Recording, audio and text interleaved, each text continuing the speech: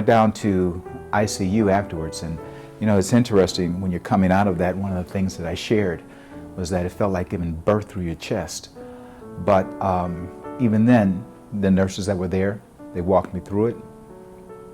They talked me through it. They cared. Extremely professional, dedicated. And then came time to walk. And I saw this guy down at the end, and he went around one time. It was about 6 o'clock in the morning. And I said, got to do 2. So I did 2 laps. And later on, when they said we got to walk again, we had to do 3 laps.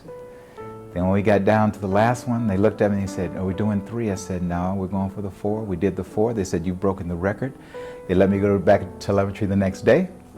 Got up there. We all cheered once again. We saw everybody. Normally, my understanding in talking with other patients that you stay maybe another 5-7 days. I didn't have to stay that long, and they sent me on home.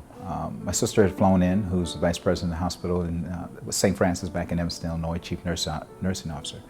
And that was really good having her here. When she first called, the first thing she said was, I wish you were home. I wish you were here with me. I know what's here. She also said, we've done research. We found some other places. And I said, no, this is the place that I have decided to be. This is the place where people treat me with the care that I like. So she said, I'm coming down, I'm going to see firsthand.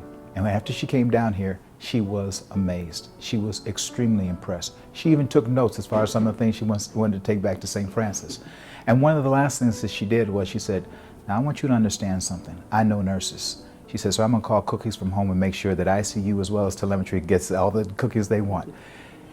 My sister was extremely impressed with Chandler Regional. She took the time in order to call back during a meeting, I understand, and share with her what she saw. And from one individual in the same profession to another individual in the same profession, that says a whole lot. It's a connection that you have that you just can't describe in any other kind of way. Even myself being the patient.